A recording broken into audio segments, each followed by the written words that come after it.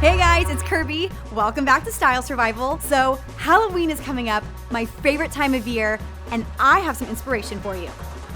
Transform into Harley Quinn from Suicide Squad. But first, before we get into the hair and makeup, we have to design the actual costume. Okay, so if you watch the Suicide Squad trailer, Margot Robbie is wearing this really cool, kick-ass baseball shirt that says Daddy's Little Monster, and it looks like it's been painted and cut up a little bit. Painting is too much effort for me. Sorry, Margot. So, go to a sporting goods store and pick up a kid-size baseball tee like this one with the red sleeves. You'll also want iron-on transfer paper. You will need an iron.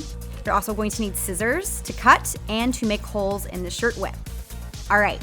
So you may be wondering, yo, Kirby, what font is this? How did you even make this? There's a font online called Jezebel. I'm gonna put the link to this font in the caption so you guys can go and download it. You're gonna write out Daddy's Little Monster in Photoshop or in Word, whichever one you have, on an 8x11 sheet of paper. Make sure it's landscape so that it will go across your chest. Make sure that you flip the image horizontally. That way, when you iron it on the shirt, it will read from left to right and not backwards. When you actually iron it on, grab a piece of regular computer paper and place it on top of the iron-on transfer. That way it'll protect the shirt. Once it's ready and it's completely transferred, just lift the paper off and start cutting up your shirt like I did. I grabbed the scissors, I made some along the chest, or along the bottom of the shirt, made some holes, and then I added a few tears up at the top, even though she doesn't have those.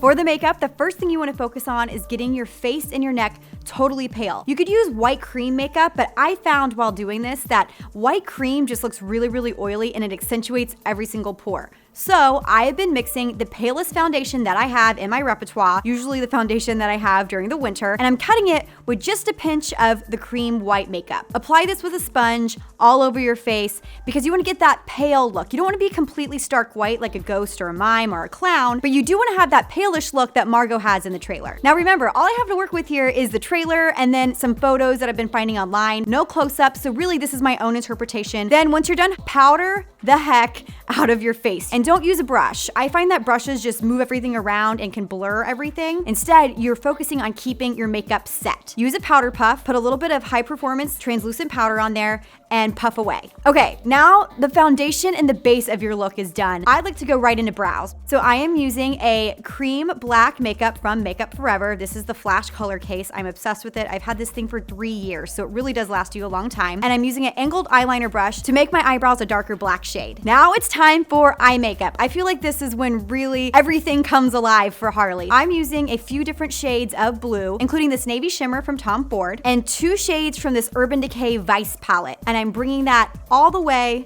from my eyelid down onto my cheek. Kind of like I just ran my hand all over my face and brought it downward. And listen, this eye makeup look doesn't have to be perfect. It's supposed to look like you've just been fighting crime, all right? Because that's essentially what she's been doing. So don't worry about blending this eye makeup to perfection. After you've brought it down onto your cheek, you want to blend a little bit of the blue underneath your eye. I'm also adding a little bit of the cream color from the Makeup Forever case, just to add some accents. Okay, now for the other eye, the pink eye. Not pink eye, but the pink eye. When I'm looking at Margot Robbie in these photos, while her hair is pink, I noticed that some of her eye makeup mimicked her lipstick, which is red. So I added a little bit of red just to give it a little bit more definition. Okay, so if you leave your shadow like this, it's fine, but it's not gonna be that cute because there's no definition to your eye. So take a black eyeliner like this one from Benefit, line your lash line. You can smudge it, make it really smoky. Then you wanna bring it underneath your eye and also create a little bit of a wing on the top of your lid. This is gonna open up your eye. So the eyes are almost finished. Now I'm going straight into the lips. I'm using a MAC red lip pencil to outline my lips, filling it in a little bit so that if I talk throughout the night or have a drink or two, that I'm gonna have some lip insurance. Gotta have insurance, right? From the trailer. Hope you got insurance. Come on, guys, give me a break. So you're gonna use a little bit of that lip liner just to make sure that your lipstick does not go away. Then on top of that, I'm using a matte NYX red lipstick. Okay, one trick to the trade here. If you mess up your lipstick or you have a blemish and you need to cover it up, I really love a white eyeliner pencil for this. I have been breaking out, so I've been using that white eyeliner pencil to cover up my blemishes and to define and highlight my lips as well. Okay, now it's tattoo time. I feel like this is gonna be her signature look from the movie. She has a heart on her cheek and then rotten written on her right jawline. I freehanded the tattoos with eyeliner pencils, but if you're a little scared of that, try looking online for temporary tattoos. Just make sure that you apply them before you apply your foundation. All right, so now that your makeup is done, ladies and gentlemen, it's time for the hair. If you have long, blonde, beautiful flowing hair, guess what? This is gonna be super easy for you. Me, on the other hand, I have a short bob, so I had to go get a wig. I got this at a wig store. It's long and it's already curled. Word to the wise, don't try to curl your wigs. If it's cheap, it's synthetic and it will catch on fire, it will burn off. Instead, try to find a wig that's already curly. Make sure that you have a little skull cap so you can hide your hair. Then once you have the wig on your head, put it into 2 pigtails. Her pigtails are pretty high, so try to get them as high as possible. Now, you could see my natural hair color coming out from the wig. So what I did was bring some tendrils to the front to kind of conceal and also made my hair a little bit more messy. That way you can't really see my actual hair color. Now that your hair is in pigtails, you want to start coloring each side.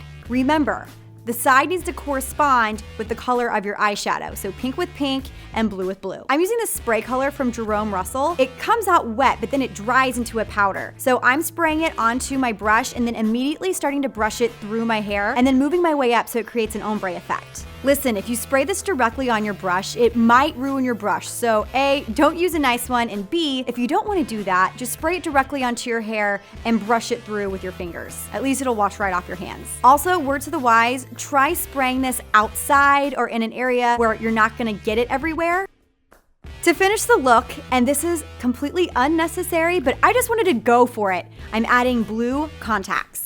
Harley in the movie wears fishnet leggings with hot pants. However, if you think that's a little too risque or it's freezing where you are during Halloween, I'd recommend just wearing liquid leather leggings or some kind of tight jean to show off your legs. Put on some high heels and you're good to go. So what do you think of my Harley Quinn? There's something about being a villain that's so empowering, right? Okay guys, let me know how you think I did in the comment section. Follow me on Instagram and Twitter, subscribe to POPSUGAR Girls Guide, and I will see you next time. Happy Halloween!